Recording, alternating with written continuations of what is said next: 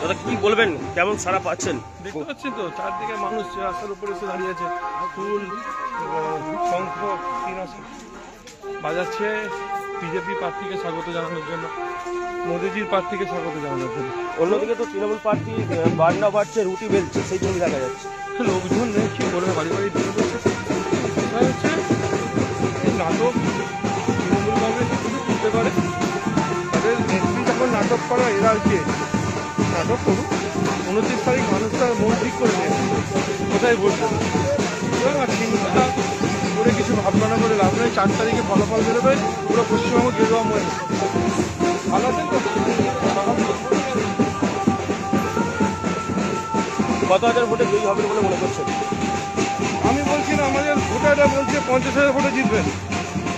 ভোটাররা বলছে 50,000 বলছে, ভোটাররাই তো সব, জনতা জনার্দনই সব, তারা যেটা বলছে সেটাই।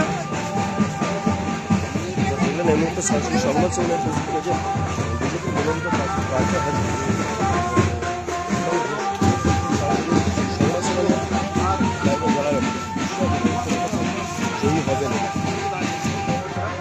আরামবাগের বিধানসভা কার্যালয়, নির্বাচন কার্যালয় ওপেনিং করে ওখানে ভোজন করে এসে আবার ফের এখানে কর্মী বৈঠক করে একটা আমাদের এখানে কর্মী বৈঠক করে আমরা আবার ফের প্রচারে দিচ্ছি। এখনও 4-5টা গ্রাম প্রচার চলছে, কেমন খারাপ আছে দেখতে পাচ্ছি চারদিকে বাড়ি থেকে মহিলারা বেরিয়ে এসে শঙ্খ বাজাচ্ছে, ফুল ছুটছে। এটা একটা কথা পরিষ্কার দেয়াল লিখন হয়ে গেছে যে রাষ্ট্রবাদী সরকার পতন হচ্ছে, মোদীজির নেতৃত্বে পশ্চিমবঙ্গে বিজেপি সরকার পতন হচ্ছে। তারই প্রস্তুতি মানুষ নিয়ে নিয়েছে, নির্দিষ্ট সময়ের জন্য শুধু অপেক্ষা। মাঠেও দেখা গেল, কি বলবেন? আমি তো কিশোর পার্টির ছেলে, গিয়ে দেখলাম যে টানছে লাঙলটা, বাদামের লাঙল টানছে।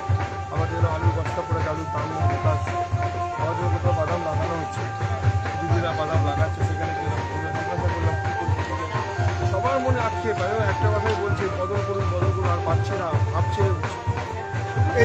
এদিকে তৃণমূলের প্রার্থী আপনার, তিনি মানুষের রান্নাঘরে চলে যাচ্ছেন, কি বলবেন? এই নাটক রাজ্যের মুখ্যমন্ত্রী স্বয়ং নিজে এই নাটকটা করেন। হুইল চেয়ার নিয়ে আগে নির্বাচনে কাটিয়ে, আর দলের প্রার্থী নাটক করবে না, এটা তো হয়। নাটকটি চলেছে, এখনও চলছে, আগামী দিনেও দেখতে পাবেন। সঙ্গে দুটো লোক আর ঢুকে করছে, আরও হিসেবে ঢুকে করছে, আরও ওখানে ঢুকে করছে। তো হিসেবে ঢুকে এই যে করছে, আমি তো সাধারণ মানুষকে সতর্ক করতে চাই যে তৃণমূল মানে আমরা তৃণমূল বলি না, তোলামূল বলি, চোর।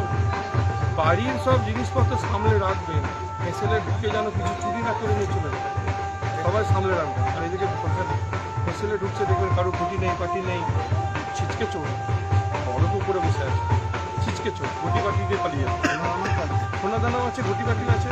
আর তার সঙ্গে এই সোনাদানার বিষয়ে বললেন, দেখুন আমাদের এই ত্রিপুরা যে তৃণমূল পার্টি এর সঙ্গে একটা লেনাদেনা আছে। পরে বলুন, ইলেকশনের ঠিক 10 দিন আগে। এটা ঠিক হলো? এই খবরটা আছে তো, সোনা চুরি করে চলে এসেছিল। হ্যাঁ, এটাই বলছি।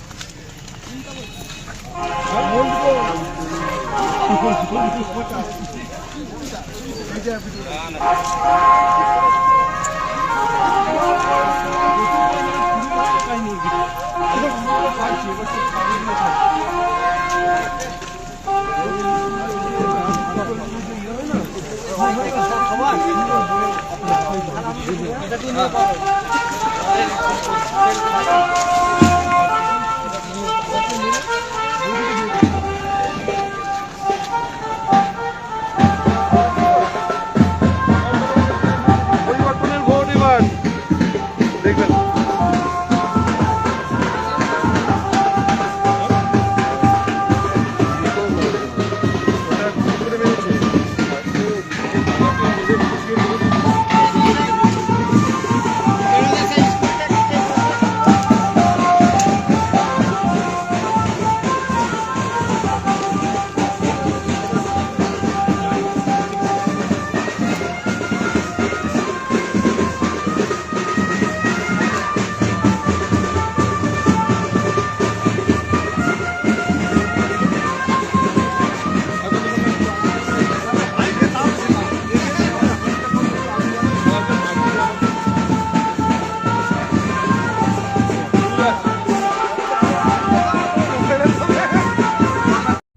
নিউনুর সোফা সেন্টার। এখানে সমস্ত রকম সোফা পাইকারি ও রিটেলে বিক্রয় করা হয়। সমস্ত সোফা নিজস্ব কারখানায় তৈরি করা হয়। প্রোপাইটার হানিফ হোসেন খাঁ ও রুহুল হোসেন খাঁ, বড়ডোঙ্গল হাটতলা সিনেমা হলের সন্নিকটে, হুগলি। যোগাযোগ 7797170093 এবং 9382003105।